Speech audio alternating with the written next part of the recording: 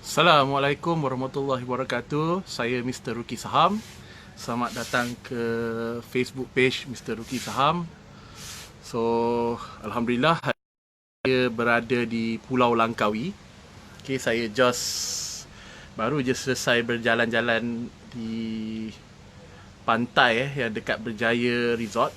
Okay, kita orang baru pas breakfast tadi dan kita orang pergi pantai. So sekarang ni pulang semula ke tempat yang saya tengah. Saya akan tinggal untuk next lagi baki 2 malam. So maybe saya just share a bit of view Ini Berjaya Langkawi Resort punya chalet Right, so kita orang ambil twin dia panggil yang room yang connected tu. Okay, dia memang kena guna shuttle lah daripada main baru boleh datang sini. Dia shuttle bus macam ni. Right, so we all kena call dulu dan dia akan ambil untuk hantar kita ke main section lah. Alright. Okay, just saja je sharing. Okay guys, okay, back to business. Apa khabar semua? Okay, hopefully your weekend is dipenuhi dengan benda-benda yang bermanfaat. Sekejap saya nak setting kedudukan kamera ni tu.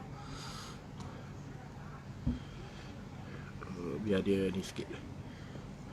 Okay, clear tak suara saya? You all boleh dengar tak? Okay, siapa yang tengah tengok live ni? Kalau boleh ni. Alright, okay, good. Is it nice? Boleh dengar tak suara saya? Should I set the volume? Sekejap. Okay, you all boleh dengar tak my voice? Okay, so hopefully you all clear suara apa semua. Okay. So kalau you tengok apa yang saya tulis pada tajuk hari ni yang saya nak cerita ni is what we can learn from Mr. Buffett. So, okay, Mr. Warren Buffett ni is one of the most successful investor lah dalam dunia. Okay, dia kira orang kata the Oracle of Omaha dia orang panggil. So, banyak investment dia orang kata menjadilah. Okay, kalau you tengok dia invested in Coca-Cola, Berkshire Hathaway, so a lot of companies yang dia invest has become really successful. Alright.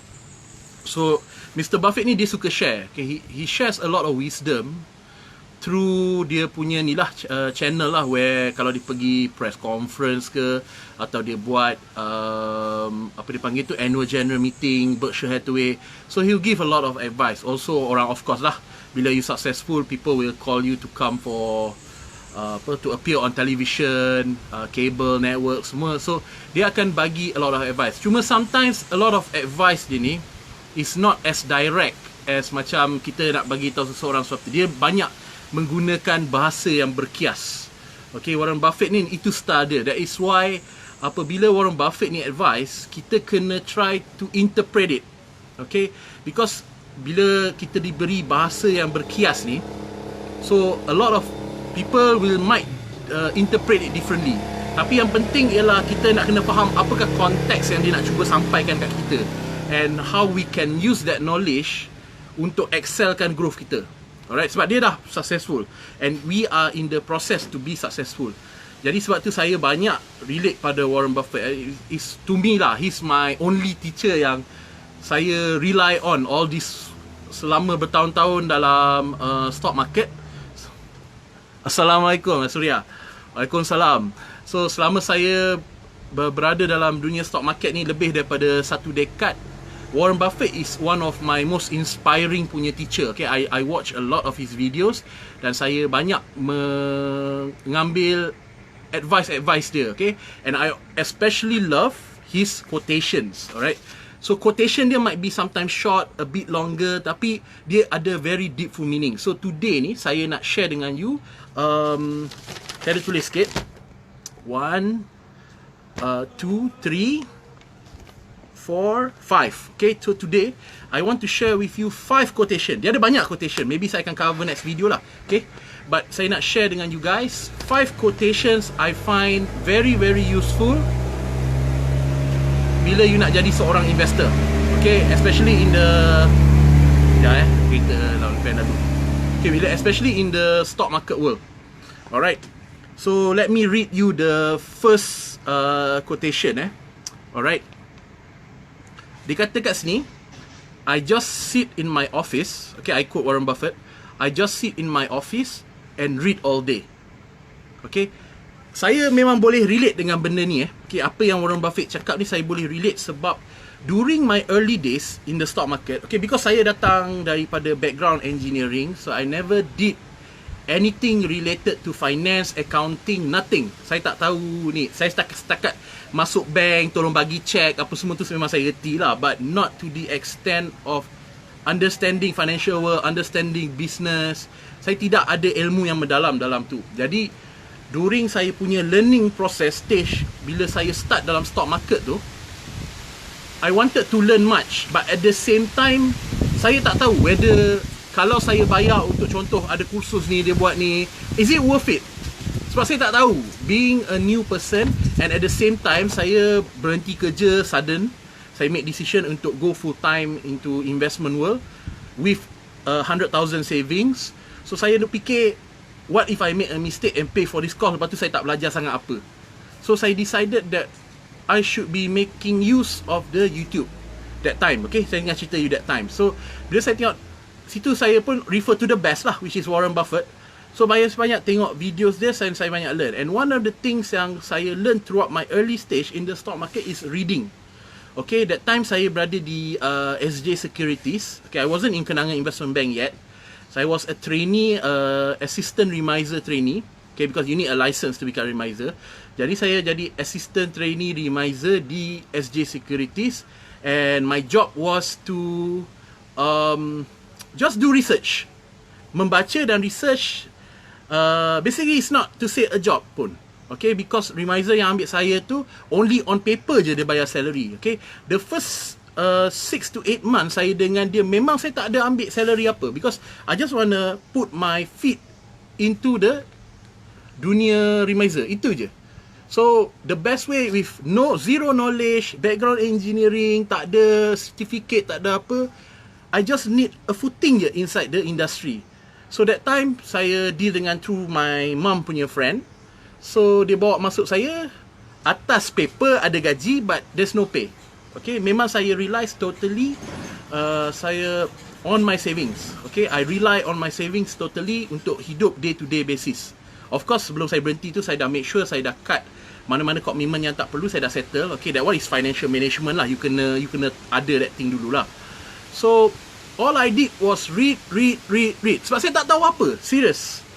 I'm pretty sure even you all yang baru nak mula dalam saham, you are rasa macam helpless. You rasa macam, oh, aku tak tahu apa-apa ni, macam mana ni. Okay, the only way you nak atasi benda ni, okay, is by reading. Okay, because by reading tu, saya baca semua jenis. Okay, because dekat SJ Securities tu, dia ada langgan akhbar. So, we, as the assistant remiser and remiser, kita boleh ambil surat khabar tu and kita boleh macam pinjam and baca, but you kena pulangkan balik lah. So I get a free resource tanpa perlu bayar. So I really make use of it. Saya baca semua akhbar yang dia orang langgan, kecuali yang bahasa Cina lah, which because saya tak boleh bahasa Cina. So saya baca semua. Okay, because it's everything related to business. So I read. Because that time the only knowledge of process ataupun business yang saya boleh faham hanya plantation. Other than that, saya tak tahu apa-apa pasal automotive, pasal textile, pasal apa lagi, chemicals. A lot of process saya tak faham. Cost, risk. There's a lot of things I don't know. Jadi, the only way that time is by reading and read. Okay, non-stop reading. Sebab tu saya sangat boleh relate dengan apa yang Warren Buffett kata ni. I just sit in my office and read all day. Because by reading, kita akan empower diri kita dengan knowledge. Okay, mula-mula tu of course you takkan dapat absorb everything, but because you are doing it on a daily basis. Okay, saya duk membaca tu setiap hari. Daripada saya masuk office pukul 8.30 sampai saya balik pukul 5, kerja saya hanya membaca saja. Okay, plus I was preparing for the exam jugalah, for the exam remiser. Okay, so that is why reading is the key for you to close the gap tu, yang you dah tak ada knowledge pasal sesuatu business. Okay, because lepas you dah baca sesuatu terlalu banyak kali, you dah boleh benda tu macam auto tau, dia auto response, where Macam orang tengah cerita pasal sesuatu bisnes, you dah terus, aku pernah baca pasal tu. Ini risk factors dia. Is the company going to mitigate this risk? Mana dia tak mention pun apa semua. And then bila sesuatu company discuss dalam dia punya contoh, you baca dalam dia punya apa nama? MDA, Management Discussion Analysis, dalam annual report. So they mention these are the steps they want to do. So when you are knowledgeable, you boleh tahu that this is just apa dia panggil, penulisan yang saja-sajalah, just nak nampak cantik, but it's not logical and it won't work. Okay, because in the annual report tak ada orang akan tulis trash. Orang semua akan tulis something yang nice, yang nampak solid, apa semua. But the only way for you to differentiate whether the idea, apa yang diorang nak buat, apa risk diorang, macam mana diorang nak mitigate the risk, what is their business planning, the only way for you to know whether it's workable or not is by reading through your experience tu. Through experience of reading tu, you dah lalu this scenario of companies yang dah pernah buat this kind of strategic punya action, tapi hasil dia macam ni. So you dah tahu. So you akan, bila ada another company yang tulis dia baru nak buat semua, you dah boleh, this not gonna work. Alright. So Warren Buffett ni, why he is able to analyse business so good, okay, he's among the best in the world yang boleh analyse business, because he reads a lot. Okay, at the age of 10, kalau tak silap saya sejarah dia dah habis baca satu library. Okay, satu library dekat tempat dia duduk tu. So reading is the only way for you to close the gap tu. Okay, whatever knowledge yang you lacking tu, you have to do reading. Okay, so itu satu quote. So I go to the next one, which is the idea is for us to keep it simple. Okay, so dia ada dua quotation saya boleh pakai kat sini. It is not necessary to do extraordinary things to get extraordinary results. Itu satu. Nombor dua, you don't need to be a rocket scientist. Investing is not a game where the guy with the 160 IQ beats the guy with the 130 IQ. Okay? Apa yang Warren nak sampaikan dekat sini? When it comes to investment, it's not siapa yang paling cerdik. No. It's not siapa yang paling cerdik. It's those who with experience, is those who keep things simple. Okay, sebab saya dulu pun suka overcomplicate things. Okay, because semasa saya nak upkan knowledge saya try to take CFA, Chartered Financial Analyst. So we learn a lot of things lah. Saya sangat macam, wow, teruja ni. Wow, there's so much mathematical calculation rupanya. Kita boleh buat DCF, kita boleh buat macam-macam tau. We can do a lot of things. Kalau dah 4 series tak lambat. It's not too late. Okay, it's not too late. Nanti saya nak relate yang tu dengan one more quote nanti. Okay, it's not too late. Okay, because you have to think beyond. When whatever you do investment, it's not just for yourself. Okay, you might start late, tetapi you are doing it for your children. Okay, itu kita akan cerita dalam next quotation. Saya nak yang keep it simple dulu. Okay, so when I was taking my CFA, so there's a lot of, you know lah, crazy formulas lah, with all the portfolio management, blah blah blah blah blah whatnot. There's one question saya nak tanya kan. Okay, if this CFA guys, okay, I'm not, but first saya nak cakap, saya bukan nak underestimate CFA guys ke apa, no. Whatever knowledge you have is good, but sometimes having too much knowledge, you make things complicated. Okay, so if these CFA guys are so good, why are they not millionaires? Why are they working for other people? If you can superly analyze something yang chances are it's going to be good investment apa semua, why are you not doing it yourself? Why are you still working for people? So that's one big, huge question dekat saya punya mind juga at the same time. I was thinking that time, kalau saya ada CFA ni, saya dah confirm, memang confirm boleh buat duit ni dekat pelaburan saham. No, it's not. That's why dia kata having a 160 IQ doesn't beat the 130 IQ. Sebab dia ada that other factors yang menjadikan you whether a good investor or a bad investor.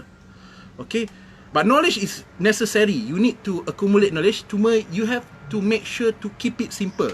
Okay, sebab dulu saya akan cuba macam over calculate. I'll go to the DCF, nak kira apa dia panggil tu satu lagi tu, sum of parts, nak cari that intrinsic value, because the idea of everybody is if I calculate the intrinsic value, when I buy it below the intrinsic value, is a win. Tak ada. Cuba kalau macam tu, dah kaya raya dah dia orang ni. Okay, because you can calculate as much as you want. But at the end of the day, it's still a forecast. And when your forecast goes wrong, and you already put your money in there, you have to face the consequences. Alright? So, don't go too overcomplicated. Sebab tu saya simplekan, saya simplify saya punya valuation more to the net asset yang ada.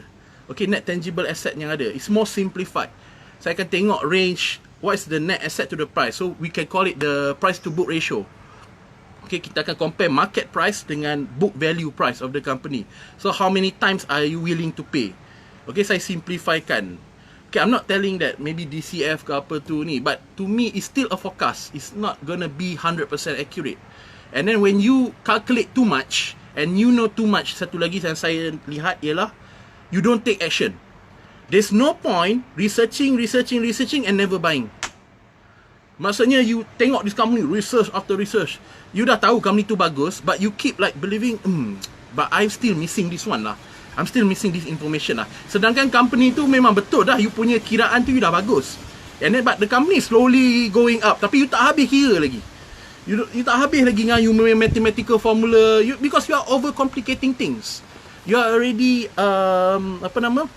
sebenarnya dia dah okay, tapi sebab you have too much knowledge, you feel that kalau aku tak buat calculation ni tak lengkap ni, kalau aku buat yang ni pula tak lengkap.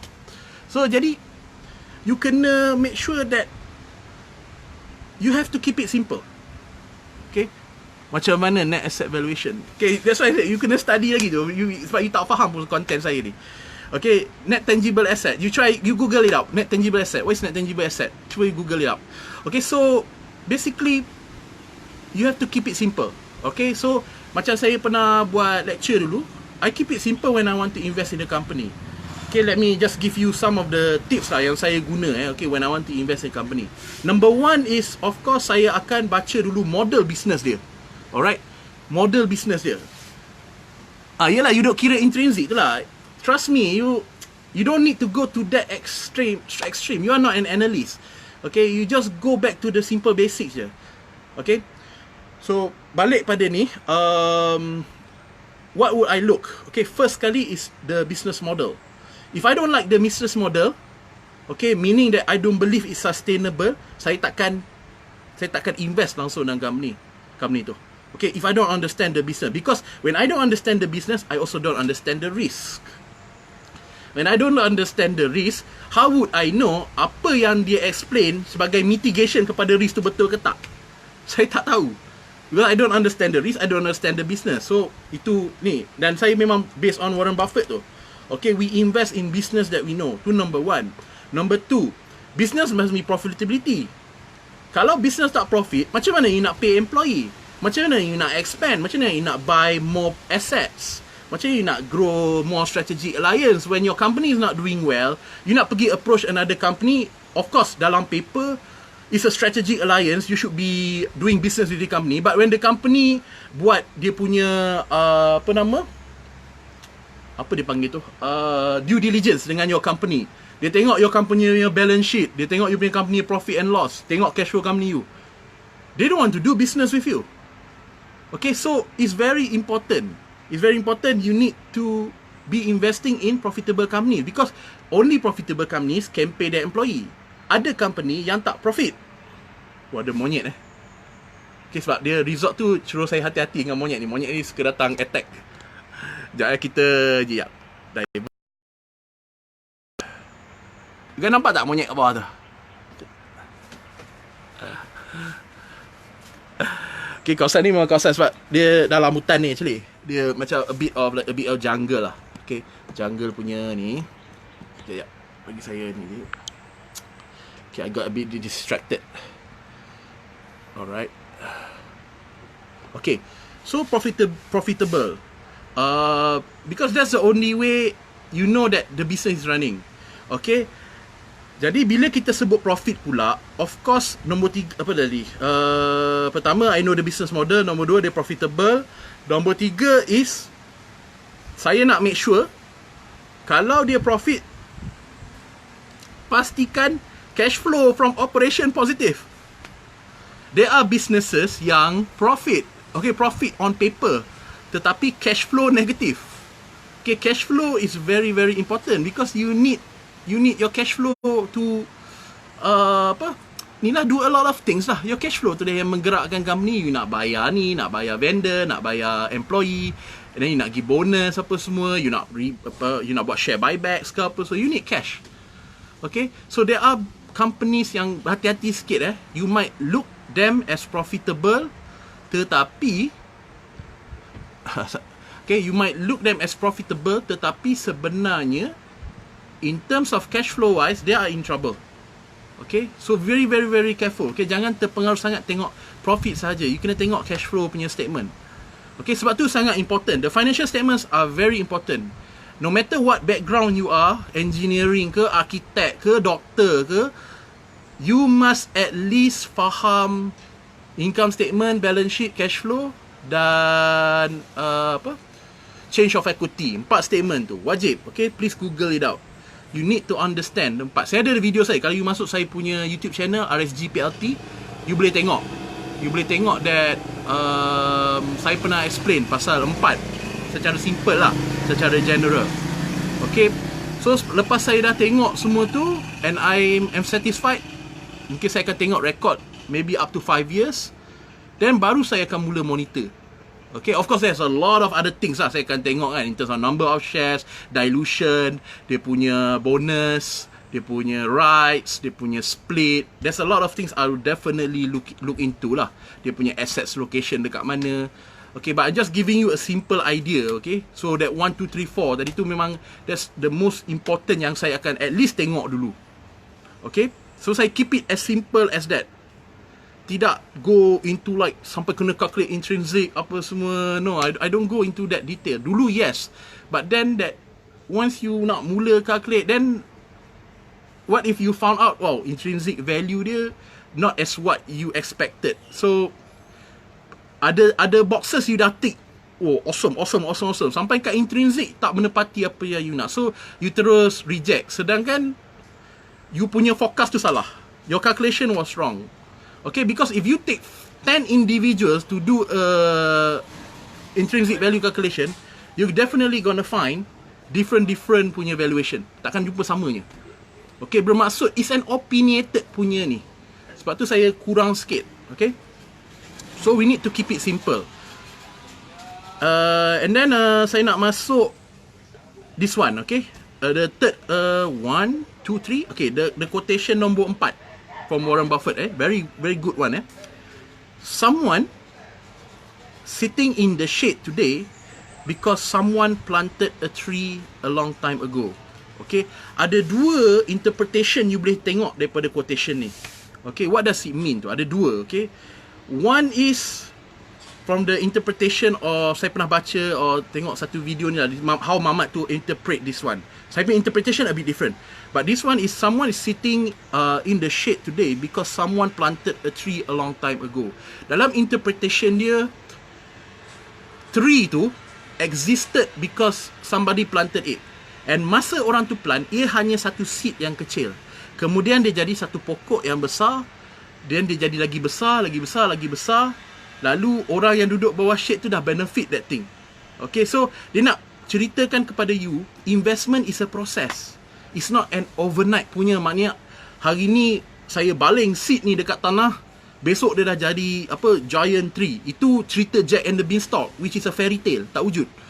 Okay, the reality is if you take a seed, you plant today, pokok durian contoh, you can only enjoy the tree later. Berapa, 10 tahun I tak sure, 10 ke 20 tahun lah. You can enjoy the tree later.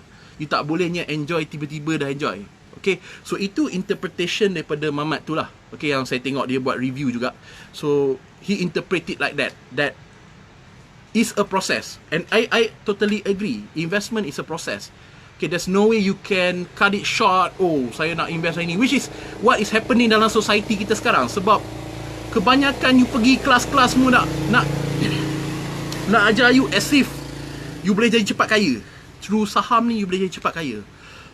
Whereas in reality-nya tak. Okay, if you are too rushing, you tak lalu the right process, you can end up just burning your money instead of becoming what they tell you're gonna become tu. Okay, it's a process. It's not easy. To enjoy Sorry, batuk sikit. To enjoy the fruits of labor is not an easy process. Okay, it's a long, grueling, grinding, a lot of sacrifice. Okay, macam saya sendiri waktu saya muda dulu. Okay, waktu saya muda dulu, despite having wealthy parents saya takkan bagi saya sesen selagi they are around. Okay, itu policy dia orang. Okay, my parents said, you can enjoy our money. Okay, you can enjoy our money. Dia tak kata you can enjoy your money. You can enjoy our money when we are gone. Okay, but till the day we are still alive, we won't give you anything yet. Okay, bermaksud saya semasa saya keluar, I'm just like another graduate. Saya baru nak start saya punya savings. Saya baru nak start ni lah, building something. Okay, so a lot of sacrifice saya buat. Sewaktu saya bekerja peringkat awal 20-an dulu. Sekarang saya dah 36 tahun umur saya. So waktu saya kerja awal 20-an dulu, a lot of sacrifice saya buat. Saya tak pergi makan all those fancy stuff, Tony Roma ke apa, Jada, Manhattan Fish Market, apa sajalah, whatever the youngsters nowadays are doing, all those hip style, apa TT apa semua tu saya tak buat. Because for every single penny I can save, I can use that for investment to grow over the 10 to 15 years period, which what I was doing in my early 20s. Okay, so jadi itulah key dia. Okay, iaitu you kena faham ia suatu proses. Bukannya benda tu, aku dah start main saham sekarang, aku akan jadi kaya lusa. No, not even 1 month, not even 1 year maybe. Sometimes it will take you 10, 15 years. Okay, itu reality dia. Jadi you kena faham that apa yang Warren kata ni is a process. Okay, interpretation saya pula, okay, when I was reading this, someone's sitting on the shade today because someone's planted a tree a long time ago. Okay, ini interpretation saya pula. Okay, basically ini menjawab kepada persoalan yang contohnya saudari Surya MJ tadi tanya. I'm in my 40s. Is it too late to start? This is your answer actually. Okay, because why saya kata this is your answer? Because seandai sekalipun you start it now at your 40s, katakanlah it'll take you maybe 20 or 30 years baru you boleh rasa fruit tu. You might be in your 60s or 70s. Your argument might be, aduh, by that time tu I dah tua, I can't be enjoying that much. But what you don't realize, you just did a favor to your children. You contoh, you dah bina satu kepala $500,000 ataupun even to 1 million in 30 years from now. Your children will start at that 1 million punya point. Bukannya dia start macam children lain yang parent dia tak provide. Yang tak ni because parent dia have that mindset where kalau aku invest sekarang pun bukannya aku boleh merasa. So memanglah, then your anak pun tak merasa, your cucu pun tak merasa, your generation after generation will keep be average people. There will never be the T20, the T10, the T1, whatever you want to call it. There will never be that kind of generation. Okay, in my family, my father started as a poor person. Okay, memang kita orang keluarga ayah saya datang dari susah. So he build up. He's a millionaire. So dalam kes saya pun cuba build up. But bila parents saya tak ada, I inherit whatever they give me. So saya sentiasa berada 2 ke berapa ratus langkah ahead of my peers. And sekiranya saya, I don't know whether I'll get married or not one day. Okay, hopefully I will. Okay, let's say saya ada anak. So anak saya tidak akan bermula seperti anak orang lain. Okay, by the time I retire, my son or my daughter might have already 50 or 60 million. Okay, carried over from my grandfather, from my father, which is his or her grandfather, pada saya carry kepada dia. So you nampak tak? That is why the most important when you fikir pasal investment ni is why are you doing it? Okay, if it's not for you, at least do it for your children. If not for your children, do it for the grandchildren dan juga orang-orang lain yang selepas you. Okay, not only that, there's a lot of things. Bila you ada duit ni, there's a lot of things. You might think that seronok lah dia orang.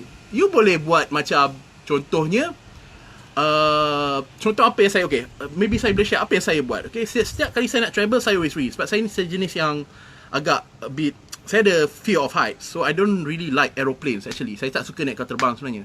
But I have to. Takkan saya nak naik boat pergi Jepun kan, atau saya nak naik boat pergi London. Doesn't make sense. So I have to ride the flight somehow. Terpaksa lah juga. So it's a very feeling yang tak selesa kan. I always feel like kapal terbang tu akan jatuh ke apa. So saya sangat-sangat worry. But bila saya dah fikir-fikir balik kan, every time I want to go for a trip, even this trip, saya akan prepare satu will.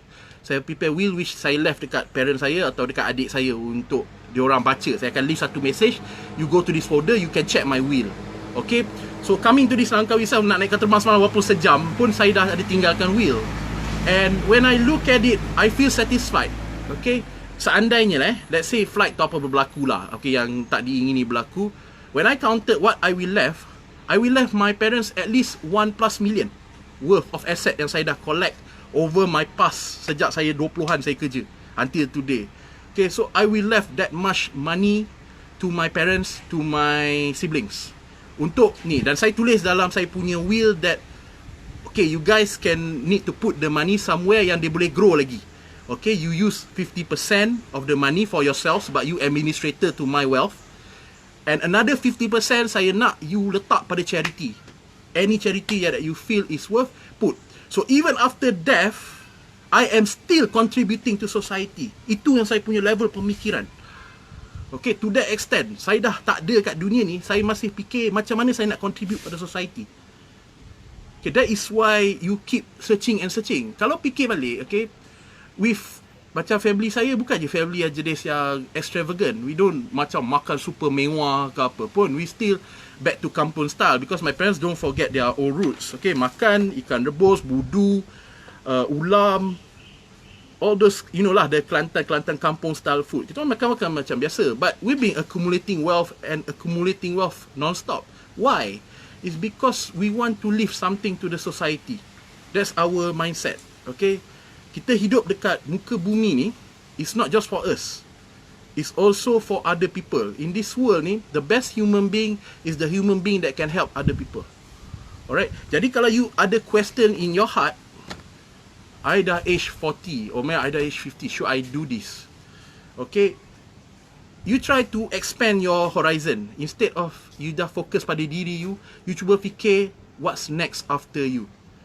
If you can find a way that what you are doing now will contribute, you ada that very high self-satisfaction. Okay, I can guarantee you this. Okay, so don't worry whether you are 40, 50 or 60. If you have this mindset, you will gladly do it. Okay, itu saya nak ni. And the last one, okay, sebab saya pun nak rehat kejap, kita lagi kita orang nak keluar juga. Mungkin nak pergi cari lunch pula. Ialah ayat Warren Buffett. This is the last advice yang saya share today lah, from the 5 quotation.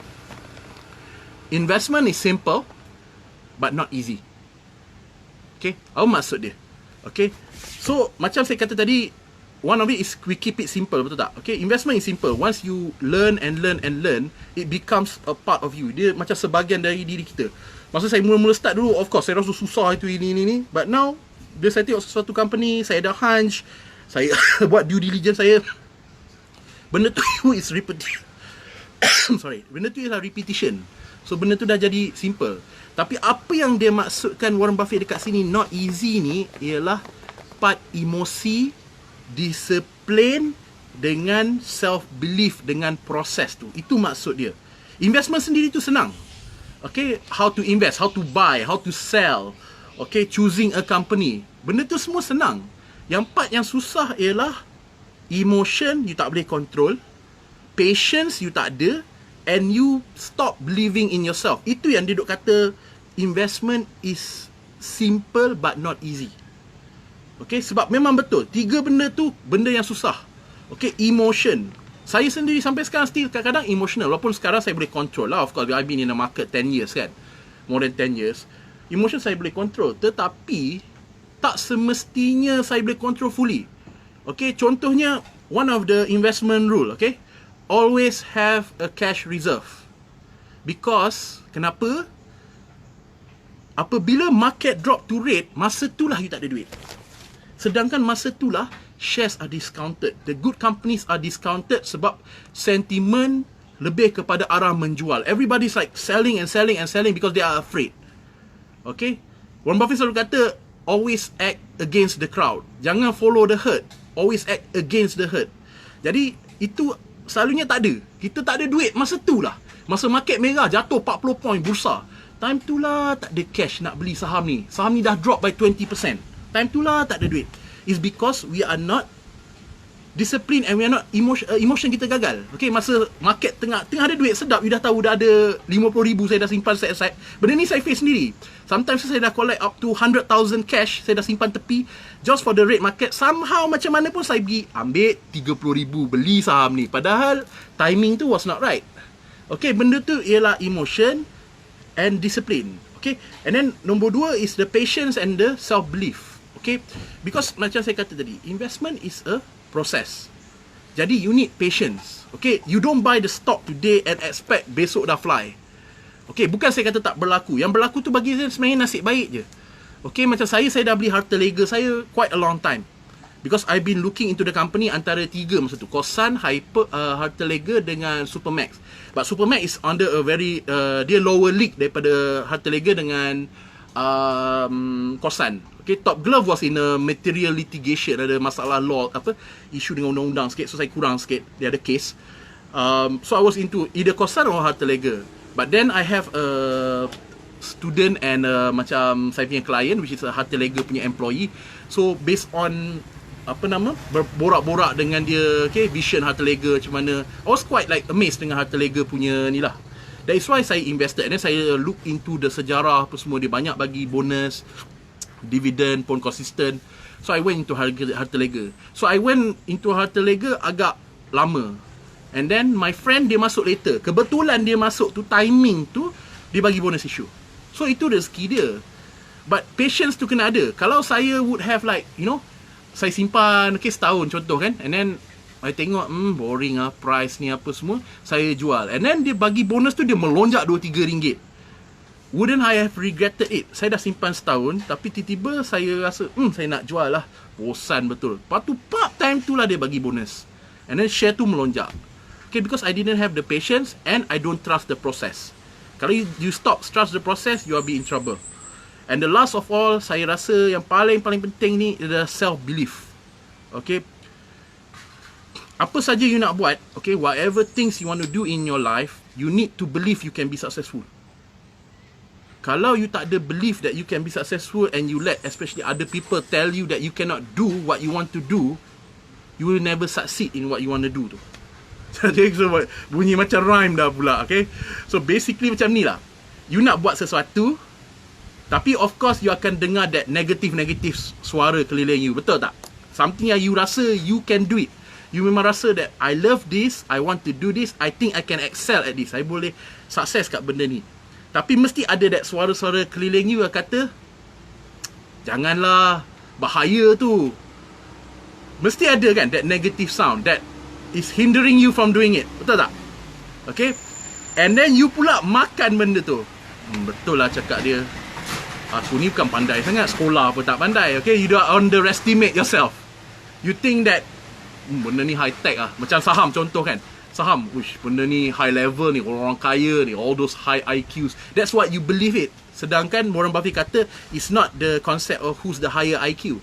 Okay, so the moment you have doubt in yourself, you can never be successful in anything. No, you cannot be anything pun.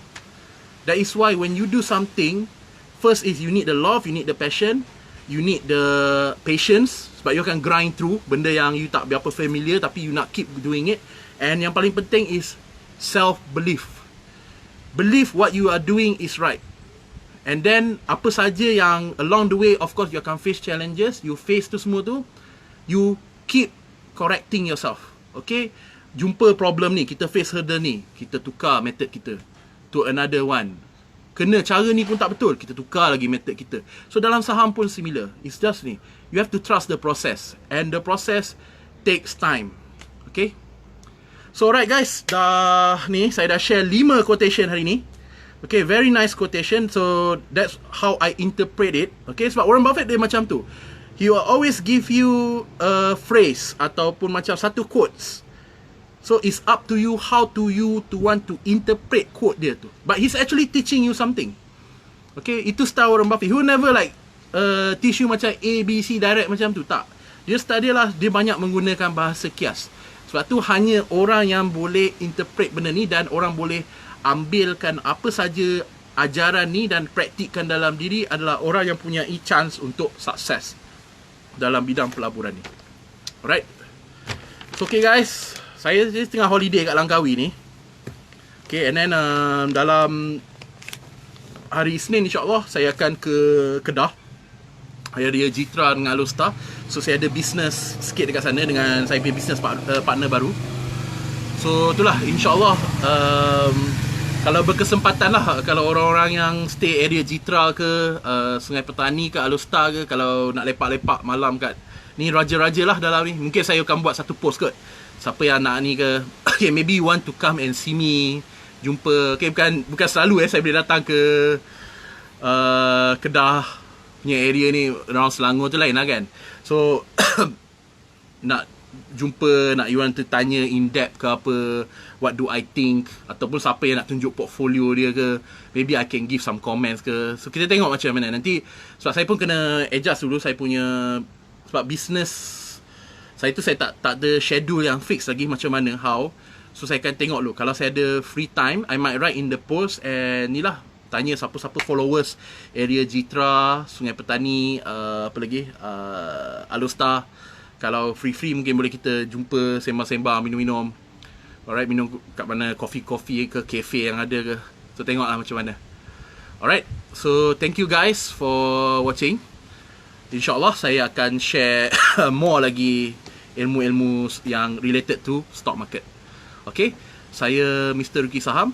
Okay, sebelum saya undur diri dulu, jangan lupa saya ada the YouTube channel saya, RSG space PLT saya repeat balik, RSG space PLT. So you guys boleh masuk dalam YouTube channel tu. Saya dah upload dekat 80 lebih video ke tak salah saya. So you guys go through the videos, okay? It's a very long videos tau, yang saya share a lot of knowledge, okay? Which some people are paying to go to classes ribu-ribu just to hear what I'm trying to tell you. It's the same thing. Jadi you just need the patience, trust the process. Tengok my videos. Okay, go through, subscribe to my channel. Saya akan upload lagi more videos. Even yang live session ni pun saya akan upload nanti kat YouTube saya. So you go into there, subscribe, hit the notification bell lah kalau you tak nak miss saya punya new videos. Okay, so thank you guys for watching this. Saya Mr. Ruki Saham. Saya undur diri dulu. Assalamualaikum warahmatullahi wabarakatuh.